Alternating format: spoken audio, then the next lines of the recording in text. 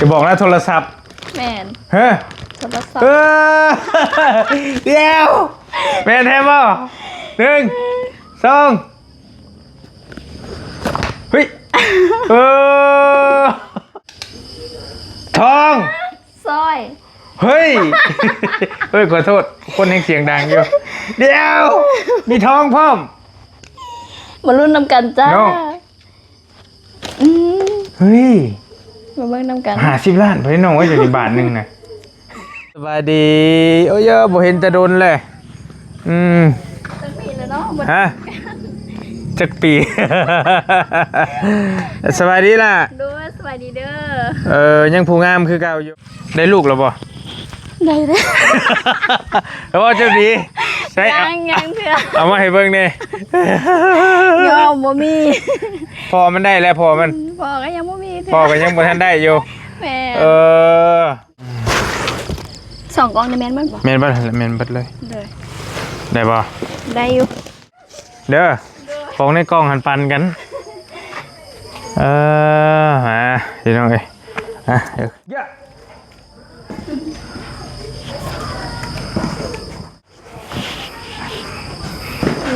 ปึ๊บโอ้ยมียังเฮ้ย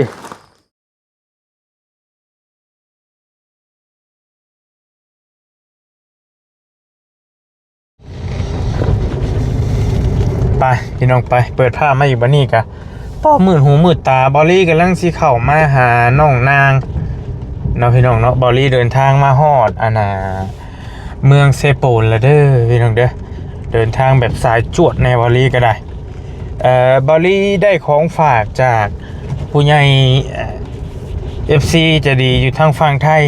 เพื่อนให้บอลลี่เอาเครื่องมาให้น้องนางนี่ว่าสัตว์เนาะน้องนางบ้านวังคูน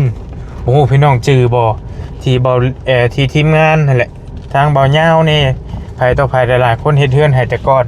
น้องนางบ้านวังคูนเท่านี้แหละเนาะพี่น้องเนาะก็ตั้งแต่ปีก่อนๆพุ่นแหละ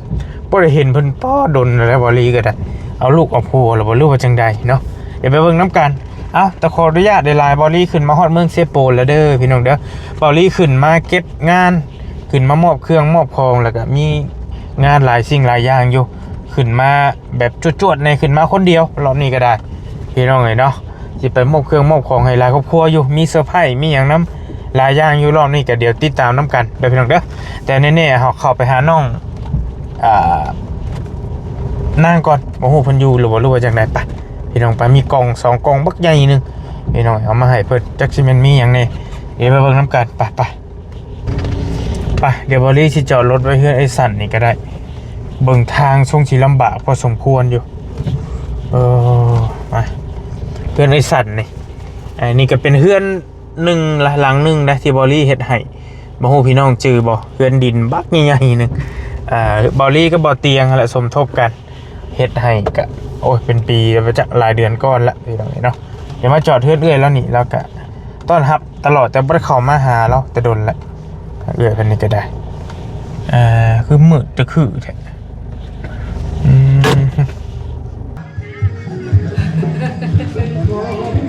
คือมีเสียงผ้าเสียงเพลงระบัดนี่เปิดฟังอีกชื่อป่ะ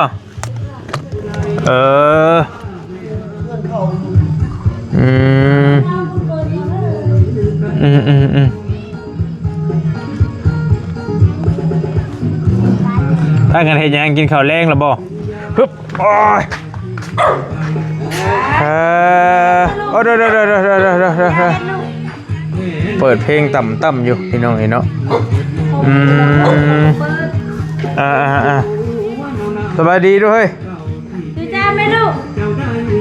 ไปจ้อยเราไม่ได้เห็นสบายดี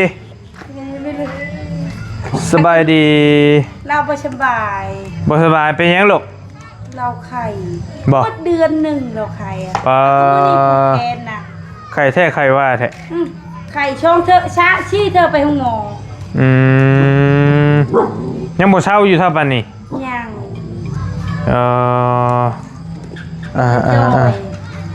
นี่น้องเนาะฝนต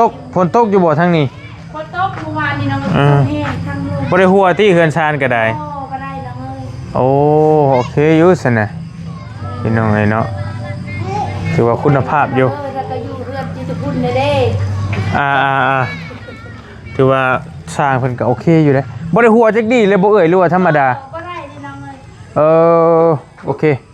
ก็เป็นเฮือนหลังหนึงแหละที่บริรับสร้างมาเฮ็ดแล้วก็กับบ่เตียงนั่นแหละซอยกันเฮ็ดทรงแบบโรงเรียนนี่ก่อแบบนี้นะพี่น้องเนาะก็ถือว่าเราเองก็โอเคอยู่โอเคหลายเติบอยู่สร้างเพิ่นก็สีมือเนียนดีโดนเติบแล้วนะยังบ่ได้หัวสิไปหาน้องนางเพิ่นแต่ว่ายันรถเข้าบ่ได้เบิ่งทรงกันแล้วก็ได้ ไปได้ ได้อยู่บ่ ทางเขาเป็นอยู่น้องเอ้ย แปลงแล้วบ่ เขาเป็นชุกรที่เ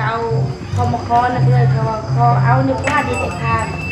เลยว่าเอาโลดเอ็ดทางสบายไป ขอดินเฮ็ดทาง เบิ่งเสียขนมให้ ทางให้นี่ FC เพิ่นฝากเครื่องไปให้น้องนางก็เลยว่าสิไปหาเพิ่นก่อนว่ะ ไปได้ เดี๋ยวขนมให้พวกทำก่อนว่ะขนม ขอบใจกันกินเอาไปกินรถบ่เป็นหยัง ไปได้ แน่ รถไปได้อยู่ติเฮ้ย ไปได้ เบิ่งก็ได้ ไปได้ โอเคเฮามาฮอดเฮือนน้องหละเพิ่นแล้วคือมืดแท้เบิ่งก่อนเด้อปอติดต่อพี่น้องเนาะบ่ได้มาแต่ดนแต่เป็นปีๆ น้องนางนี่ไปเบิ่งน้ำกันเพิ่นอยู่กินกันได้อยู่บ่หรือจังใดพี่น้องเนาะเอาลูกเอาผัวแล้วบ่ได้ลูกอุ้มลูกน้อยแล้วบ่จักใส่ไปทางไหน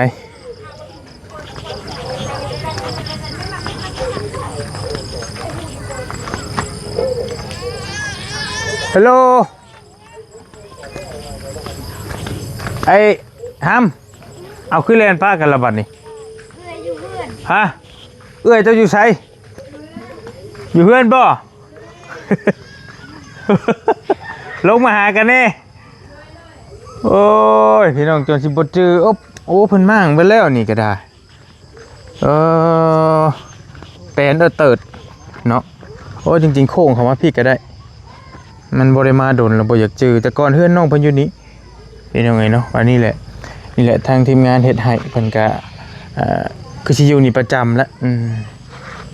บัดนี้ก็ได้แต่ว่าจักสิอยู่น้ำไผจักไผอยู่นี่นะพี่น้องหวังว่าพี่น้องสิจือน้องๆเพิ่นน้องนางน้องเพชรเฮือนหลังนั้นน้องเพชรแล้วก็น้องสุกสาวนั้นพุ่นแหละอยู่ร่วมกันหลายคู่หลายคนพี่น้องเนาะเสริมสวยก่อนก็ได้คันบ่าบ่ทันเสริมสวยก็ได้ สบายดีโอ้ยบ่เห็นแต่โดนเลยตั้งปีแล้วเนาะ ฮะจักปี สบายดีล่ะ ด้วยสวัสดีเด้อ ยังผู้งามคือเก่าอยู่อยู่เพื่อนกับไผอยู่คนเดียวอยู่ผู้เดียวพ่อแม่ไปสิเด้อ ไปลิ้นเฮือนแม่เฒ่า โอเคไอ้ใส่ไม้เนี่ยได้ลูกแล้วบ่ได้เลย แล้วว่าเจ้าดีใช่ยังเพื่อเอามาให้เบิ่งนี่ยอมบ่มี พอมันได้แล้วพอมัน พ่อก็ยังบ่มี พอก็ยังบ่ทันได้อยู่แม่พี่น้องเอ้ยบ่รีมากับไผมาผู้เดียวหากมาแต่บ้านนี่ก็พามาเวเจ้าเลยยังว่าโดยไปไอ้เข้าเรื่องเลยไปยกเอากองน้ำล้างรถหน่อยไปโดย FC เพิ่นฝากเครื่องมาให้โดยนี่รถน่าอยู่นี่บ่ได้มาแต่ดนแหละป้าเจ้าพี่น้องเดี๋ยวจะขึ้นไปคุยกันกินข้าวแรงแล้วบ่แม่เห็นกินแล้ว ได้ยังกินต้มหน่อไม้ยังอยู่เหรอวะหน่อไม้เห็นบ่หน่อไม้ที่ขึ้นไม่เข้าว้ายเนาะมื้อนี้เมื่อยก็เลยบ่ได้ไปหาหน่อไม้ซ้ำแล้วก็กินหน่อไม้แทนแม่เฒ่าแม่นเบิด2กองเลยเจ้าสิยกได้อยู่บ่บาดนี่หนักอยู่บ่เติบ1ได้หลายเบิ่งอาชีดึงให้ยาสิซื้อซอยกองนึงก็ได้เอาจะจบมา ตัวใดก็ได้ตัวใดเบาๆนี่ 2กล่องได้แม่นบ่ แม่นเบิดแม่นเบิดเลย เลย ได้บ่ ได้อยู่ โอเคบังแป๊บนึงนี่อาจจะหิวซอยนักกว่าวะโอ้ไปได้อยู่ ลุยคือมืดแท้เฮ้ย เอาแปลว่าดอกอยู่กองตารางมันขาดเด้ เออ แล้วก็ อ่ะ ถ้าอยู่กองตารางก็ได้บ่ ฮะแล้วแต่เจ้าขึ้นเทิงอยู่เฮือนไฟเฮือนหยังก็ได้ไป แม่น มองมันแจ้งนี่ ด้วย แล้วแต่เจ้าของเฮือนได้ให้อ้ายนั่งอยู่ตารางก็อยู่ โอ้มาเจอเพื่อนกันเนาะ ฮะอะไรก็ไปขึ้นลุย อันนี้ นักได้ ขอให้งานเบาลี หันน่ะมีแต่ใช้งานกันนะนี่ มันไล่ ปันกันได้เลยเด้อของในกล้องหันปันกันมาพี่น้องเอ้ยเดี๋ยวไปถือซอยเฮ้ยเฮ้ยปาตะจังว่านี่แหละเจ้าใช่ก็เอาก็ต้องเอาต้องขึ้นให้ได้ถือว่าอะไรกันขึ้นไปแล้ว เอ้ยสะอาดเด้คือบ่ได้มีหยังหก โอ้อันนี้จะหกอ่ะเนาะถือว่าน้อยเขาเนี่ย ฮึบพี่มาพี่ก็ได้มาพี่เลยมาเฮียงกันพี่จะมานั่งแก้เบิ่งต้องแก้ได้ไอ้เฮียงกันแล้วบ่ฮู้ว่ามีหยังคือกัน เหมือนเอาไม่ได้เลย ที่จ้ะโอเค เรื่องบ่ ตักมันสิมีหยังพี่น้อยตัดเลยแล้วแหละตัดโลดกล่องบักใหญ่1 2กล่องนะพี่น้องนี่เนาะอ้ายเพิ่นให้เอาขึ้นมาแต่รอบก่อนแต่อ้ายลืมอีหลีอาจจะลายมันไปเนาะ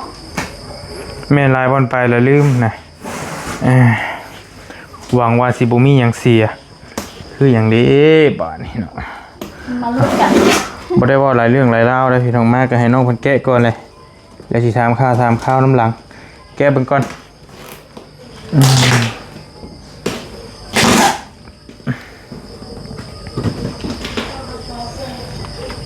ยะ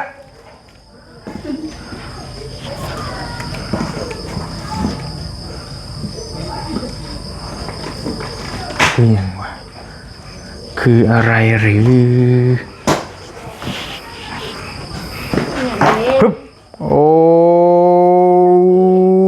ยมียังเฮ้ยเบิ่งฮะ อันนี้เป็นปลาหมึกแห้ง ปลาหมึกแห้งโอ้ปลาแห้งเดี๋ยวใส่นี่ก่อนมันบ่ได้ยิน อันนี้บ่ เดี๋ยวปั่นกันเด้อเจ้าเด้อข้าข่อยยก เฮ้ยปลาตัว อันนี้เด็ ปลากระป๋อง ปลากระป๋อง ขนม มันหลายแต่ปลาหมึกแห้งเดี๋ยวบอลี อ่า ปลาหมึกแห้งมาจากปลาแห้ง เป็นของแห้งเนาะปลาแห้ง แม่น ขนม อันนี้ถุงยาซะมาเบิ้งน้ำกันไว้อย่างในถุงนี้ จ๊ะเอ ทรงเสื้อจ้า เบิ่งฮะ ข่อยสินุงได้อยู่บ่เนาะ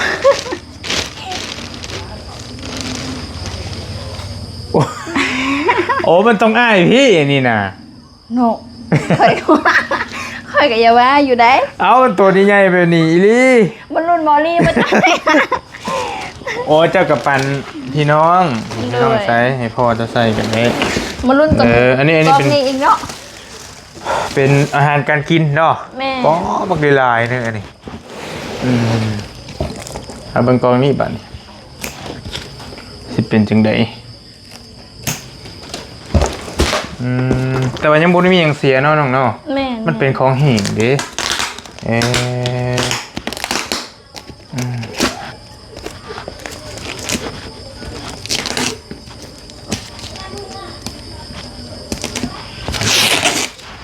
สิคือหยังตัวนี้แม่นอยู่บ่ทางมันแต่ว่าอีกทางหนึงไปจะแกะแม่นทางนี้อยู่บ่ ข่อยก็ว่าอยู่ได้ เบิ่งดู แม่ ถึกอยู่บ่ มันแก้ทางไหนก็ได้นะไอ้วะเฮ้ยทางนี้ชิงไงก่อนโอเคถึงแล้วโอ้ยข่อยละฮ้อนเด้ หอม ฮ้อน ฮอด แม่น โอ้ยพัดลมบ่ มีอยู่แต่มันแม่ว่ามันเสียบบ่ได้ค่ะนะมันเพลแล้วจ้า มีกับซัมโบมีแล้วสนายขนมได้ไหม มีกระสัมบ่มีแล้วบัดนี้ โอเคสิคือหยังตัวนี้ จักคือกันเด้อ สิสะเฮีย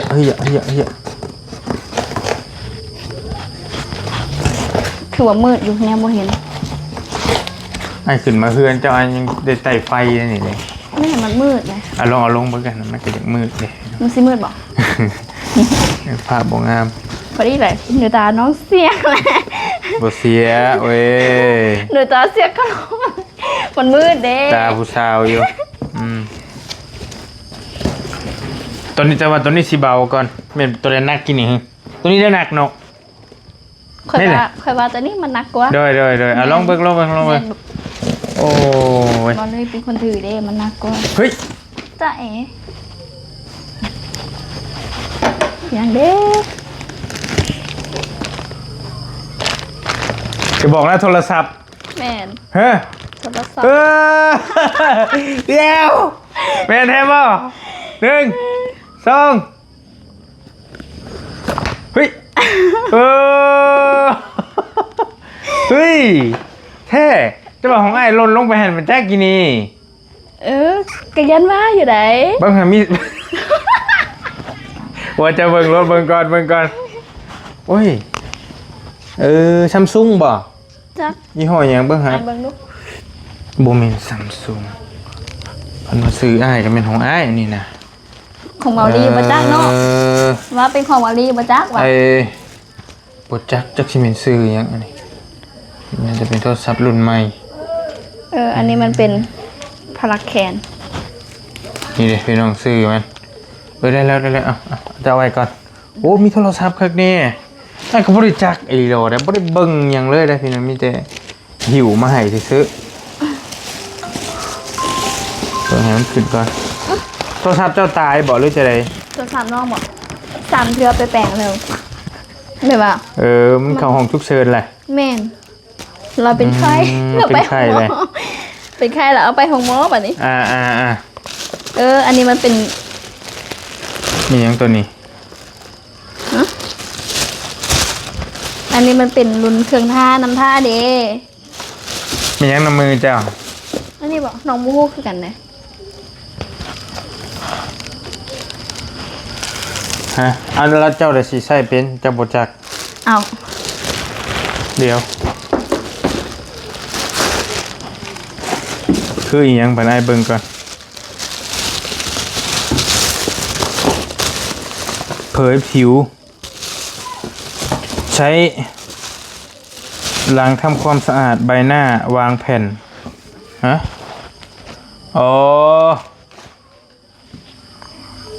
40 นาทีหลังจากนั้นลอกแผ่นออกเป็นแผ่นติดใบหน้าน่ะ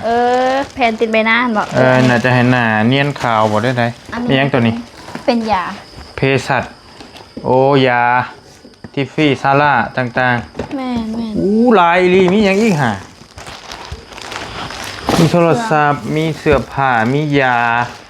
นี่ก็น่าจะเป็นชุดบ่ แม่น มี หลายแฮง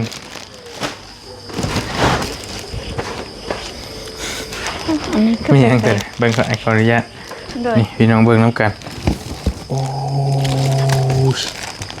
เป็นเกี่ยวกับสบู่กานกแก้วก็มี อันนี้เป็น ตัวเขาบำรุงหน้านั่นดิแม่ อาจ บ จะ อก เป็น ว่า ครีมเจ้าอ่านนั้นบ่ได้เป็นบ่ไอ้ก็ลืมแม่นบ่เจ้าอ่านเป็นบ่ ข่อยอ่านบ่เป็นเนี่ย คอลลาเจนวิตามินกระจ่างอันยังก็ อันนี้ ใสอมชมพู อันนี้มันเป็นโฟมล้างหน้า มีหยังตัวนี้ขอโทษพี่น้องเอ้ยมันคืออะไรหรือเป็นภาษาอังกฤษนำบัดเนี่ยสีย้อมผมบ่ เอาไป คือ แม่นดิ คืออย่างอันนี้ เออ เอาไว้ก่อนบ่จัด ว้าว ไอ้ยาสระผม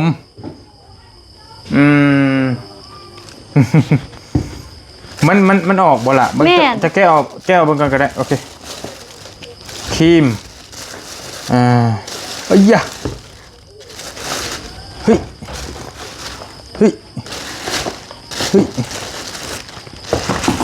ได้อยู่บ่เป็นหยังได้อยู่บ่มีหยังถือว่าบ่มีหยังเสียหายหลาย ด้วย พี่น้องไอ้เนาะเปิดบ่ มาแล้ว ตัวจักอยู่บ่โอ้ ตายเด้จะมาชื่อบอลลี่ กระเบิ่งอู้หลายแฮงอีหลี แม่น ป้าโธ่ที่ว่าเพิ่นซื้อนี่ก็ถือว่าเบิดหลายเติบ ขอเบิ้งก่อนเด้ออันนี้มัน เอาเบิ่งก่อนให้เบิ่งน่าจะเป็นเกี่ยวกับเจ้าไส้นะ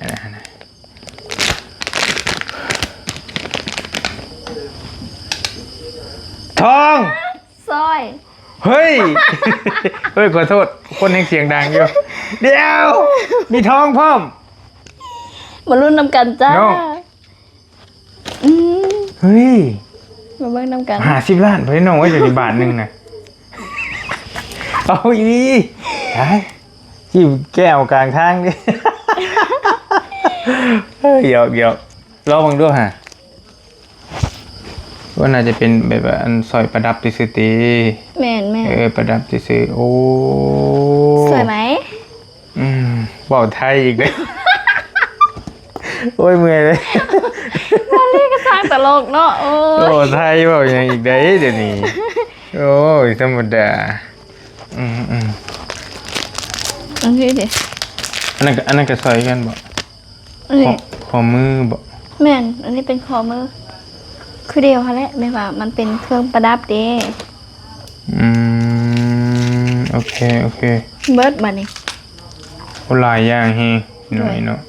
อ้าวก็ถือว่า อันนี้เป็นพวกเสื้อผ้า แม่น มันยังแดงๆอะ อันนี้บอกเดี๋ยวว่าเป็นเสื้อเด้อันนี้ อ๋อโอเคโอ้เสื้อ Honda แม่น ใส่กันแดดย้ำออกแดดย้ำไปให้ ด้วย ก็ได้อันนี้มันออกหมดเลยเนาะตัวนี้ออกนะ ได้อยู่ยังได้อยู่ ด้วย กันมันขนส่งมาเฮ้ยเพื่อมาแต่ไทยเพื่ออ้ายขึ้นมาอีกเท่าไรต่อก็ได้แล้วสำนี้ก็โอเคแล้วยังบ่มีหยังเสียหาย ด้วย ถือว่าโอเคที่เถอะพี่น้องใช้ส่วนแบ่งอ้ายได้บัดนี้ ค่าหิวค่ายังได้เช้ายังให้กันมัน เอาเลยแหละอยากเอายังก็เอาเลย บ่กล้าเอาแล้วอ่ะ บ่ เนาะ เอาว่าไม่อยากได้ โอ้คันว่าเนี่ยอยากได้เบิดนี่แล้ว แบ่งกันละครึ่งเด้ผู้ละครึ่ง คนละครึ่งบ่ ด้วย โยหิวปะนึงนักนึงแต่โอเคแล้วเก็บไว้ใส่มีแต่อ้ายสิจักหน่อยสิไปปะแล้วเดี๋ยวสิถามไทยจักหน่อยหาโคมไว้ก่อนปวดแขนแล้วบัดนี้ตู้เย็นใช้ได้บ่เฮ้ย แม่นใส่ได้ ปกติเนาะโอเคบ่ได้เสียบตาติ โอเค เจ้าหั่นนะ โอเคโอ้ลืมเอาน้ำให้บอลลี่ ได้แล้วบ่มีปัญหา บ่เป็นหยัง ไอ้กินกินนี่ได้แล้วบ่ลุกบ่ต้องลุกกินในรถอะไรกันมาอันน่ะมีคนมายามเจ้าอยู่บ่ล่ะ ช่วงนี้บอก เด้อ บ่มีเลย บ่ได้เข้ามาให้ก็ได้ แม่นอย่าเข้า2-3 ปีแล้วมาจากบอลลี่เอ้ย ว้าวไป เอาก็รู้จักกันตั้งแต่2024เด้อันนี้ก็2026เด้ก็หมายความแบบว่า3 ปีหั่นนะ 2024บ่ โดย2024 2 ปี 2 ปีไป 2 ปี 2 ปีไป นอนอยู่ใช่เจ้า น้องบอกบางทีก็นอนนาซาเพชรบางทีก็นอนอยู่เฮือนนี่ คันนอนอยู่นี่นอนอยู่ใส่ นอนอยู่นี่บอกนอนอยู่ ใครนอนห้อง นอนห้องบอกแล้วห้องทางนั้นเป็นน้องไพ่แล้วทางนี้พ่อกับแม่ค่ะนะ ในห้องอันนี้เป็นพ่อก็ไม่นอน โดย อ๋อ แล้วก็น้องบางทีก็นอนอยู่นี่ค่ะแบบไปเล่นน้ำซาเพชรกับน้องมอมันก็ไปนอนน้ำซาเพชรเลยนั่นนะคะ บ่ได้คอยอยู่เฮือนปานใดเจ้าก็ได้ ช่วงนี้แม่นบ่ค่อย ไปตลอด โอเค ไป หวังว่าหลายคนที่ยังสิจำน้องเพิ่นได้พี่น้องน้องนางเนาะน้องนางอยู่บ้านวังคูนเฮาก็เฮือนหลังนี้กับทีมงานนั่นแหละซอยเฮ็ดกันเฮ็ดให้หลายผู้หลายคน แม่ สมทบกันฝนตกบ่ได้หัวติ บ่ โอเคพอไปพอมาอยู่เนาะ โดย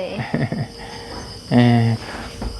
น้องจักปีแหละปีนี้ 20ปีนี้แล้ว ตอนนั้น18เนาะ 18 ตอนพ่อแรกๆเนี่ย โดย20เต็ม20ปีนี้แหละ โอเคคู่มือนี่เฮ็ดหยังอยู่ คู่มือนี่บอกกะคันว่ามีบนรับจ้างก็ไปรับจ้างเพิ่นบ่มีก็อยู่เฮือนนั่นน่ะ ช่วงหนึงอันอ้ายเห็นทีมงานบ่ถ่ายเจ้ารู้ว่าจังอยู่ตลาดเซปูนเจ้าไปเฮ็ดเวียกหยังอยู่นี่ ไปเฮ็ดเวียกเสริมสวยอยู่หันเวียก ออกแล้ว แม่นออกแล้ว น้องอยู่ประมาณ5-6 เดือนนี่แหละ นี่แหละชั่วมือนี้น้องเฮ็ดหยัง สมือนี่บอก อยู่เฮือนซื่อๆบ่ โดยบางทีก็ไปรับจ้างเพิ่น อืม รับจ้างก็วันหนึงตัว150,000 ได้แต่ก็เข้ามาก็อยู่เฮือนนั่นแหละประจำเนาะ แม่ ถ้ามีงานก็ไปรับจ้างรับบายไป โดย โอเคไปก็พ่อแม่อยู่ดีมีแฮงอยู่ติ แม่ เจ้าก็ได้ไทยขึ้นมากินนี่ เมื่อกี้นี่บอกคือว่าลุง เพิ่นเห็นบ่ดิเพิ่นเลยกลับลง แม่น โอเคแลอันน่ะเบิ่งตึกวันที่3โอ้7:30นแล้วจะสิได้ไปพระเจ้าได้นี่ยังสิขึ้นบ้านอะไรพุ่นโตอยู่ ป้าไปต่อ นัดน้องๆเพิ่นไว้อยู่พุ่นก็ได้เด้อโอเคแกน้องแกอันข้าวน้ำซ้ำปลาเด้พอได้อยู่ได้กินอยู่บ่ ขนมจำบากะโดย ซื้อเอาหรือจะได้ ซื้อเอากะปีนี้ก็บ่ได้เฮ็ดให้ปีนี้หั่นน่ะ อืม มีแต่หาซื้อกินแนวนี้แหละ เด้อเฮ็ดเงินแหละบ่เฮ็ดเงินเฮ็ดงานได้เงินแหละไปซื้อเอา แม่นกับน้องชายเขาขึ้นไปเฮ็ดหน้าอยู่บ้านเมียเราเด้ก็เลยไปว่าแล้วบ่มีไผเฮ็ดให้ก็เลยไปว่าให้น้องชายเพิ่นไปเฮ็ดหน้าอยู่พุ่นหั่นน่ะค่ะว่าได้ข้าวได้น้ำก็เอามาพี่ เบอ๋อน้องเจ้านั่นเอาเมียน้องชาย แม่น้องชายเอาเมีย เอาเมียแล้วโตออกไปอยู่พนนอนอยู่ฮัด โดย แหละตอนนี้เพิ่นไปเฮ็ดหน้าอยู่บ้านเมียเพิ่น แม่นอยู่เมืองโขงไปทางปักเซ่ดิ แขวงหยังล่ะจำปาสัก แม่น